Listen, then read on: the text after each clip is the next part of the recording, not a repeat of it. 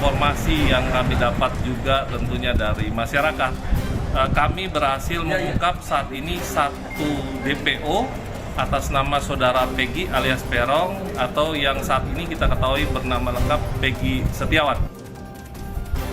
Polisi berhasil menangkap satu buron Peggy alias Perong yang diduga sebagai otak pembunuhan Vina dan Eki di Cirebon, Jawa Barat.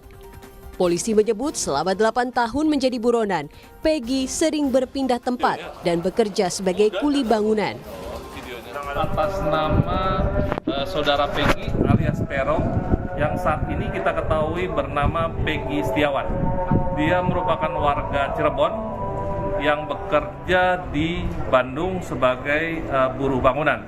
Sehingga tadi malam kami lakukan upaya paksa penangkapan terhadap terduga pelaku Peggy Setiawan di Bandung. Itu yang Keluarga mengapresiasi polisi yang berhasil menangkap otak pembunuhan Vina.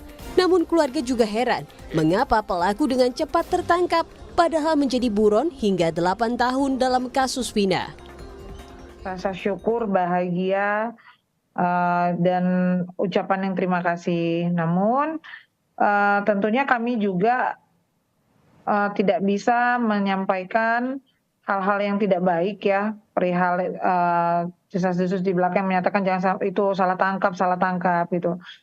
Kalau bahagia ya bahagia dan senang gitu, cuma ya jadi pertanyaan kami ini kok cepat gitu.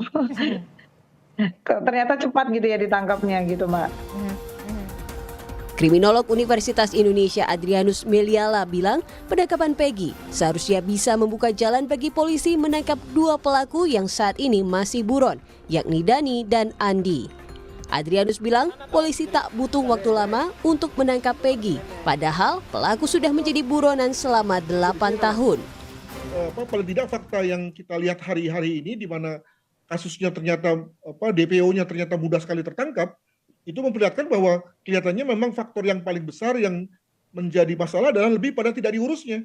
Begitu kemudian semua fakta dibuka kembali, ya lalu kemudian para pelaku kemudian di cross check dan seterusnya, maka kemudian lalu dengan mudah bisa ditemukan siapa dari satu dari tiga depo tersebut. Saya yakin dia juga akan segera tertangkap dalam waktu bilangan hari saja. Setelah menangkap Peggy, polisi menggeledah rumahnya di kawasan Cirebon. Sejumlah barang bukti berhasil disita untuk mengungkap peran Peggy yang diduga sebagai otak pembunuhan Vina. Tim Liputan, Kompas TV.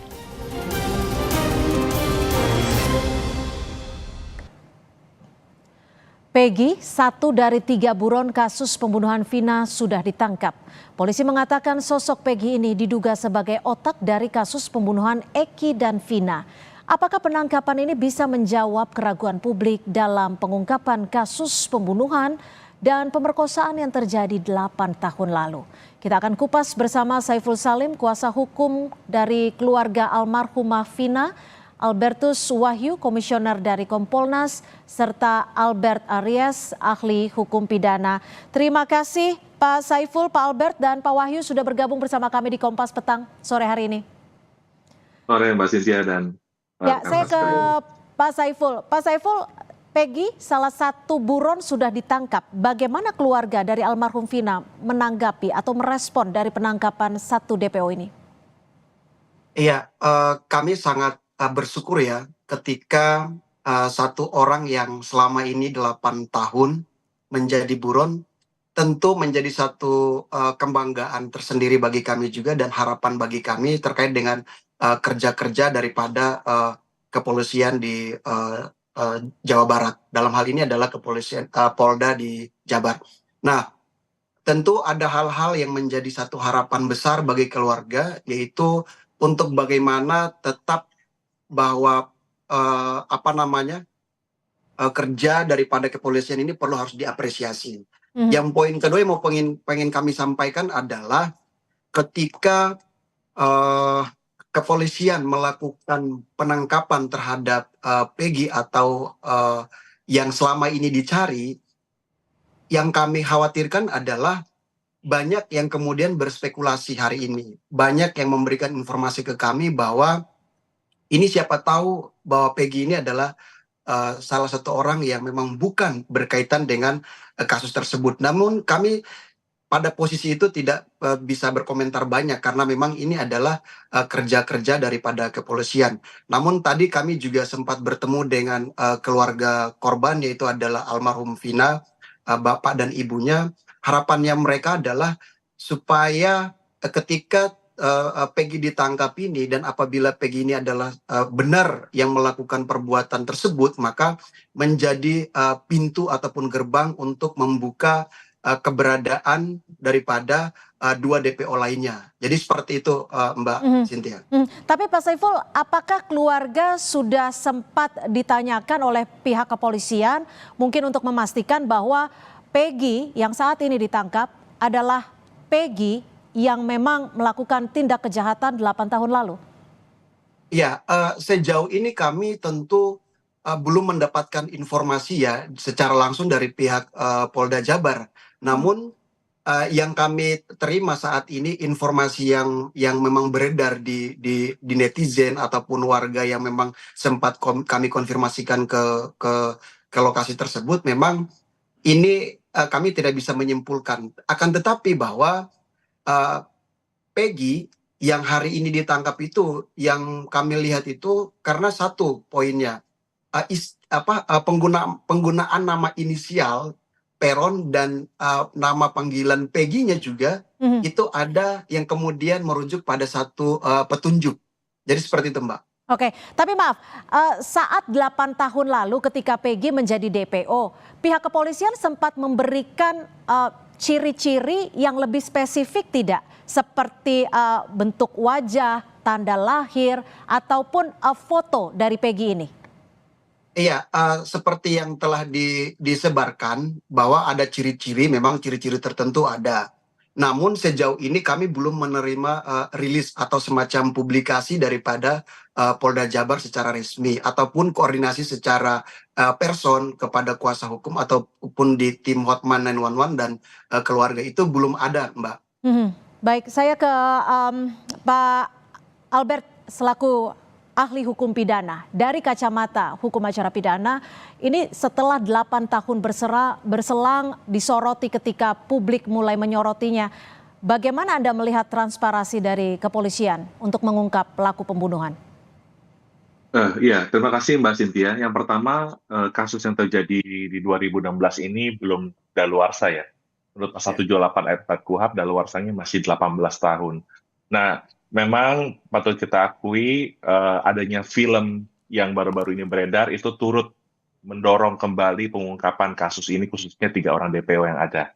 Nah, dalam kesempatan sore hari ini saya mau menyampaikan bahwa ditangkapnya Peggy alias Peron ini bisa menjadi pintu masuk untuk menjawab seluruh pertanyaan dari masyarakat dan netizen mengenai kebenaran perkara ini. Nah, namun demikian saya perlu mengingatkan kepada rekan-rekan kepolisian, dalam konteks penangkapan sebagai upaya paksa itu hanya berlaku 1 hari saja, 1 kali 24 jam. Artinya dengan kata lain, rekan-rekan kepolisian harus menentukan sikap. Peggy alias Peron ini orang bebas atau diikuti upaya paksa lanjutan berupa penahanan dan juga penetapan tersangka.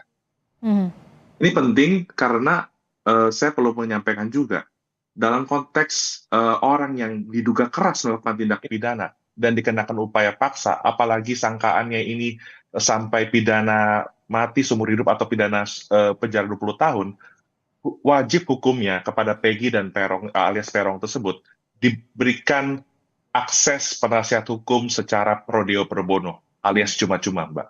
Ini penting sekali untuk menjamin bahwa dengan ditangkapnya Peggy alias Peron ini bukan salah tangkap, bukan kekeliruan mengenai orang, tetapi bisa dipastikan bahwa apakah betul Peggy alias Peron ini merupakan orang yang diduga keras sebagai bagian dari komplotan yang diduga melakukan pembunuhan berencana atau pemerkosaan kepada Vina dan selaku korban dalam hal ini. Oke, saya ke Pak Wahyu. Pak Wahyu, dari Kompolnas sendiri sudah memastikan belum bahwa Peggy yang ditangkap pada Selasa malam artinya sudah lebih dari 24 jam. Ini sudah mendapat pendampingan hukum dan juga statusnya sudah diperjelas gitu. Karena tadi kalau bicara soal hak hukum pidana kan memang 1 kali 24 jam. Sudah dipastikankah oleh Kompolnas? Terima kasih Mbak Cynthia. Yang pertama, kami Kompolnas apresiasi atas kerja keras Polri karena menunjukkan kalau Polri memang punya kompetensi dalam hal mengungkap kasus. Tetapi ini suka atau tidak suka, diakui atau tidak diakui, ini kan sebetulnya kan tekanan publik. Kalau tidak ada film sebelum 7 hari, nggak akan secepat ini. Nah, lalu ngapain 8 tahun? Nah, ini yang menjadi problem. Karena Komnas selalu melihat bahwa ini ada jeda yang dimana polisi nggak serius. Saya kira ini pelajaran yang sangat bermanfaat untuk polisi, sehingga kami mengingatkan kepada Polri, hati-hati ketika sudah keluar statement. Tadi Pak Albert menyatakan ada ketentuan-ketentuan pidana yang harus dipatuhi. Saya kira jangan sampai nanti suara di netizen, kami mengikuti perkembangan baik di netizen maupun di masyarakat. Ini posisi Polri ini kan posisi yang disorot betul. Pengawasnya sekarang bukannya Kompolnas tapi juga netizen plus 262 ini. Diksi yang berkembang, yang tadinya diksinya itu salah tangkap, sekarang ini berkembang jangan-jangan polisi ini asal tangkap. Ini berbahaya, Mbak. Artinya kami Kompolnas berharap kalau memang itu benar-benar sudah firm, sudah pasti, silahkan untuk statement. Tapi kalau misalkan belum, sebaiknya dikondisikan dulu dengan hal yang benar. Tapi karena informasi yang diperoleh Kompolnas saat ini sejauh mana, Pak Wahyu? Kami hanya mendapat informasi melalui penjelasan lisan saja bahwa ditangkap. Lalu ketika kami tanyakan, loh ini kan banyak masyarakat yang minta untuk ditunjukkan fisik, dijawab karena kepentingan penyidikan tidak bisa hanya itu saja. Oke, kalau pendampingan hukum, kuasa hukum bagi Peggy? Tidak sampaikan ke kami. Hanya masih dalam proses penyidikan, hanya begitu saja. Oke, jadi belum ada kepastian ya Peggy ini sudah mendapat pendampingan hukum atau belum ya? Kami belum memperoleh informasi yang pasti. Oke. Baik, saya kembali ke Pak Saiful. Pak Saiful, ada tidak concern dari pihak keluarga almarhumah Vina ketika polisi baru saja dinilai dalam tanda kutip serius menanggapi kasus ini? Ini dibuktikan dengan ditangkapnya satu orang DPO. Iya, jadi kalau kami menilai ya, tadi kami kurang lebih sependapat dengan pendapat dari Kompolnas bahwa jangan-jangan karena ada film yang kemudian dirilis sehingga kasus ini dibongkar kembali. Nah, oleh sebab itu maka menurut kami ini sudah kerja yang sangat cukup luar biasa sebenarnya yang dilakukan oleh Polda Jabar. Namun yang kami harapkan juga bahwa kami selaku pendamping ataupun kuasa hukum dari korban itu meminta agar supaya dapat segera dirilis. Karena mungkin kebutuhan daripada lembaga lain itu mungkin tidak terlalu penting, namun bagi kami ini sangat penting supaya tidak ada terjadinya satu istilahnya korban yang salah tangkap ataupun istilah korban yang kemudian itu korban bullying juga seperti yang dihadapi oleh anak daripada wakil bupati di Cirebon tersebut gitu. Makanya menurut kami bahwa ini sangat penting agar supaya segera dirilis, supaya publik itu teredukasi dan kemudian melihat, oh ternyata Peggy seperti ini, oh ternyata ciri-cirinya seperti ini. Mungkin seperti itu, Mbak. Jadi ada cross check and balance seperti itu ya. Saya ke Pak Albert. Pak Albert, sebenarnya apa sih bukti-bukti yang dinilai cukup kuat untuk memastikan ini adalah Peggy yang dimaksud dan ini adalah Peggy sebagai terduga otak pelaku pembunuhan dan pemerkosaan terhadap Vina? Iya, terima kasih Mbak Cynthia. Jadi yang dengan ditangkapnya Peggy, kami berharap dari masyarakat ya juga berharap yang dikejar itu bukan sekedar pengakuan, tetapi keterangan Peggy ini bisa dicocokkan sesuaiannya dengan keterangan-keterangan saksi atau keterangan terdakwa yang terungkap di persidangan perkara yang sudah berkekuatan hukum tetap. Dengan kata lain, kalau kita nggak mengejar pengakuan dan tetapi mengejar persesuaian, maka diharapkan pengungkapan perkara ini bisa mendekati setidak-tidaknya mencapai kebenaran yang sesungguhnya atau kebenaran yang material. Nah, saya pikir dengan kecanggihan teknologi ya, dengan model scientific evidence, saya pikir penyidik Polri itu punya segala kapasitas dan kompetensi untuk bisa menggali keterangan dari Peggy ini, termasuk juga untuk menentukan siapa yang sebenarnya merupakan aktor intelektual atau intelektual dada dari perkara ini, Mbak Si. Baik, kita masih akan membahas terkait bagaimana pihak kepolisian menguak kasus pembunuhan terhadap Vina dan Eki. Tetap bersama kami di Kompas Petang.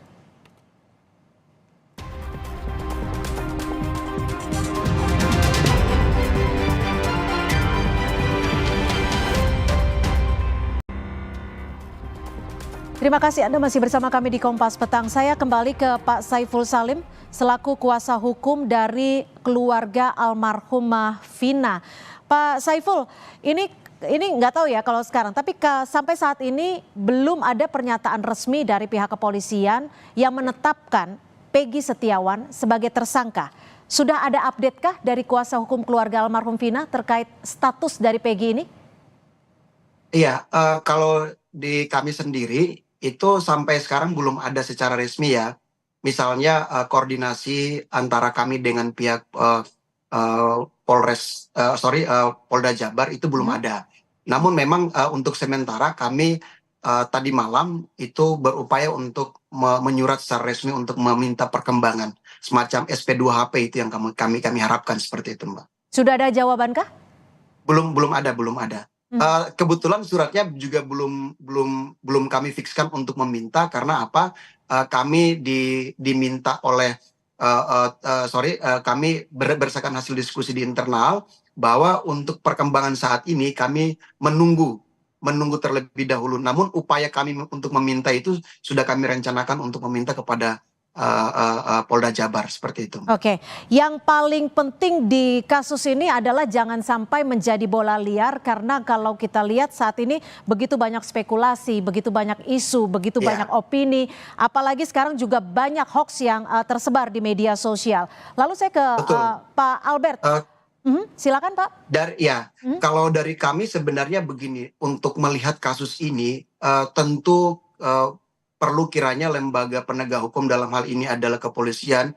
Kami tetap mendukung, namun yang kami harapkan itu untuk memenuhi fungsi hukum terkait dengan kepastian, kemanfaatan dan keadilan itu perlu untuk dipertimbangkan dalam ketika melakukan langkah-langkah. Jangan sampai ada isu yang kemudian seperti kemarin oleh salah satu Mas Saka mengakui bahwa dia itu adalah korban daripada intimidasi, korban dalam ketika hal memberikan keterangan itu di kepolisian. Nah, kami tidak mau seperti itu lagi. Jadi kalau memang misalnya ini benar-benar serius, ayo kami berharap supaya pihak kepolisian juga bisa memeriksa itu kepada pihak keluarga-keluarga daripada si Peggy, supaya apa? Kalau memang misalnya ada pihak keluarga yang kemudian mencoba untuk menyembunyikan si Peggy, ya menurut kami ini sudah memenuhi unsur obstruction of justice. Artinya dia mungkin keluarga atau teman yang kemudian itu bisa kita katakan sebagai menghalang-halangi proses ini. Namun harapan kami bahwa pihak kepolisian sendiri kami yakin pasti mengedepankan nilai-nilai profesional. Baik, mungkin saya ke Pak Albert. Pak Albert, bagaimana pihak kepolisian harus bersikap untuk menjaga transparansi dalam pengungkapan kasus ini? Singkat saja.